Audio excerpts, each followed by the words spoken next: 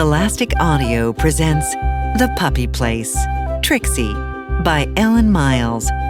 Read by Eliza Foss.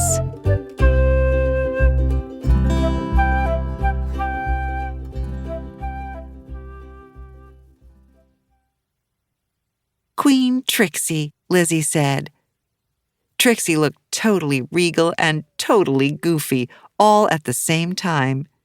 She waggled her head and the crown slipped sideways. Next to her was the Bean, dressed in a wizard's cape and hat, red cowboy boots, and a pink tutu that Lizzie had worn nonstop when she was 3. The Bean waved a silver wand at Lizzie. "Ta-da!" he said. Buddy, meanwhile, lay on his bed under Mom's desk, ignoring the whole thing. He had never enjoyed getting dressed up. Lizzie spotted a few of the costumes they had tried to get him to wear. A wiener dog outfit, a flower pot, and a mail delivery person.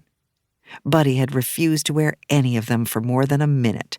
He would squirm out of costumes, chew up wigs, and try to hide under the furniture. "You wouldn't believe how much fun we've had today," said Mom. "No matter what we put on Trixie, she likes it. Playing dress-up really keeps her calm, and it keeps the Bean happy, too." The Bean twirled in his cape. "Super Bean!" he yelled. "Does Super Bean want to come walk dogs with me?" Lizzie asked him. "And Super Trixie, too, of course." "Super Bean says yes," the Bean said, jumping up and down. Trixie jumped up and down, too. The crown fell off. Her ears stood straight up, and her eyes twinkled. "Wherever you go, I go." "Great, Lizzie," said Mom. "All I need is an hour or 2 of quiet, and I can get a lot done." She looked around at the piles of costumes and clothing and sighed. "Once I get this mess cleaned up, that is." "I'll help." Lizzie bent down to pick up a fuzzy brown item. "Aw!" She held up a small, tattered fleece hoodie. "The Bean's fur. Remember when he loved to pretend that he was a dog?" "Ruff, ruff," said the Bean. Mom and Lizzie laughed as they stuffed things back into the trunk. Lizzie found a pair of brown antlers attached to a headband. "Buddy couldn't stand to wear these," she said. "But I bet I know someone who would love them." "And this." Mom pulled out a bright orange puffy coat with green leaves hanging off it. "Remember? The pumpkin costume?" Lizzie cracked up, remembering how hard they'd tried to get a family photo with Buddy wearing the pumpkin costume. "Don't even let Buddy see that," she said.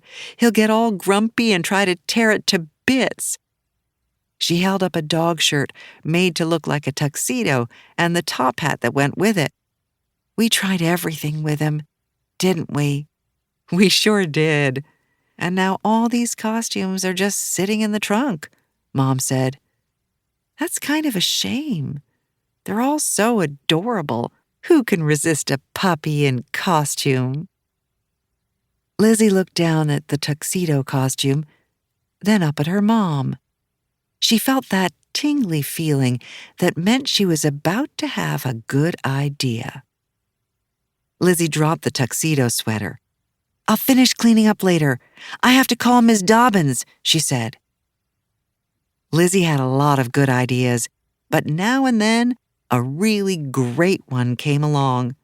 And when it did, she didn't like to waste any time. Why wait?